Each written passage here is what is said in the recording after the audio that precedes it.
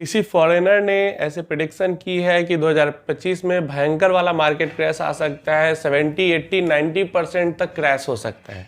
अब मैंने ये न्यूज़ सुना नहीं है और ना मैंने इसके बारे में कुछ खोजने की और कुछ सर्च करने की कोशिश की है।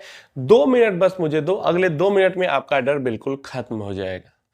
क्यों मैंने ये खोजने की कोशिश नहीं की? मुझे ये पता चला आपके कमेंट से। 1 कमेंट, 2 कमेंट, 5 कमेंट, 10 कमेंट, मतलब धीरे धीरे करके बाहर आने लगे कमेंट्स के, क्योंकि बिगनर्स हैं या कभी कभी इंटरमीडिएट भी बहुत ज्यादा डर जाते हैं ऐसी चीजों की।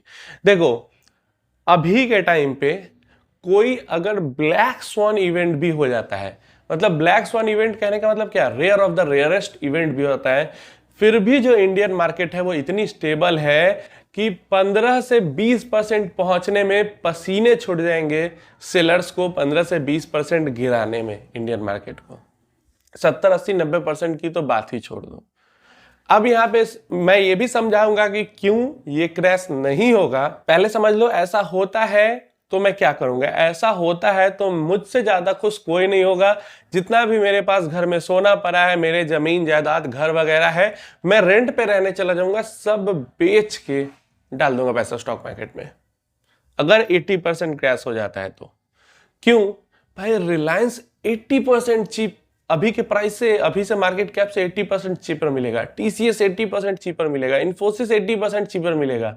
बजाज फाइनेंस 80% चीपर मिलेगा। Asian paints, Pidilite, BSc, CDSL सारे 80%, 70%, कम से कम 50% चीपर तो रेट पे तो सब कुछ मिल ही जाएंगे। तो कौन होगा जो इन्वेस्ट नहीं करेगा ऐसे टाइम पे, आप बताओ?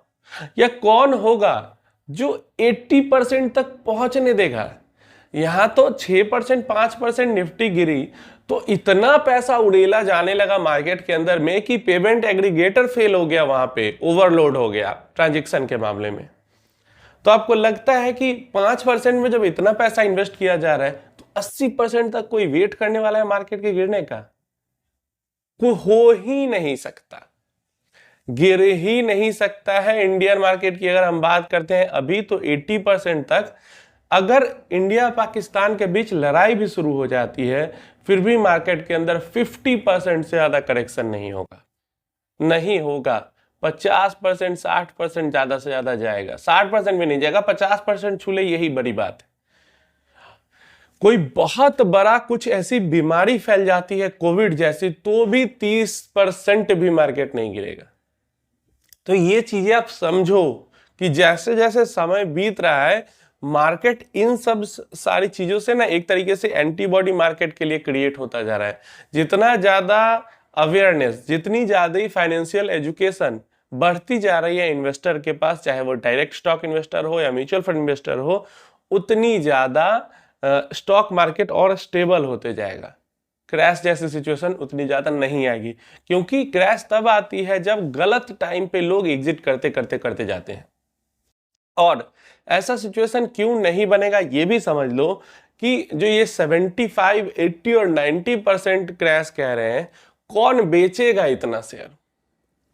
इंडिया के अंदर में रिटेल इन्वेस्टर्स तो नहीं बेचने जा रहे हैं 80% तक, ना म्यूचुअल फंड वाले बेचेंगे, क्या ना इंश्योरेंस वाले इतना बेचेंगे इंडिया के अंदर जो हैं।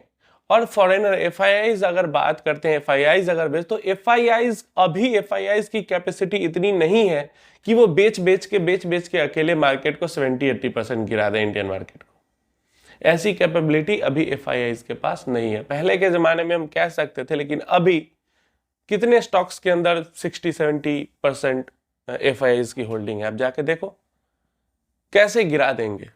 जो ऑनर है, जो प्रमोटर है, मेजॉरिटी में जो बिग कंपनीज हैं उनके अंदर प्रमोटर की होल्डिंग काफी ज्यादा रहती है। 50% से ज्यादा तो लगभग स्टॉक्स के अंदर रहती है, तो 50% से ज्यादा तो उन्होंने ही होल्ड करके रखे हैं। तो कौन बेचेगा, कौन इतना बेचेगा, कहां से बेचेगा कि शेयर की वैल्यू 60-70% तक गिर जाए? और बाकी रिटेलर्स को तो छोड़ दो, जब इतना बड़ा क्रैश आएगा और इस तरीके से मार्केट गिरेगी तो खुद प्रमोटर शेयर खरीदने लगेंगे, क्योंकि उतने चीप प्राइस पे उनकी जो वैल्यूएशन है कंपनी के अंदर में, जो उनकी होल्डिंग है वो बढ़ जाएगी, जो स्टेक है वो बढ़ जाएगा। तो ये चीज तो भूल ही जाओ कि इंडियन मार्केट के अंदर अब कभी आपको 50% का भी क्रैश दिखने वाला है, और 60-70 के तो सपने देखना भी पाप है, उतना नहीं पहुंचने वाला है। आप खुद देखो ना, जब 2000 के टाइम पे क्रैश आया था तो 70% के आसपास गिरी थी काफी सारे स्टॉक्स, मार्केट भी ओवरऑल काफी गिर गई थी। जो 2008 का क्रैश आया तो 70 से 50 के पास आई, जो 2020 का क्रैश आया वो 50 से भी घट के 30-35% के पास आई।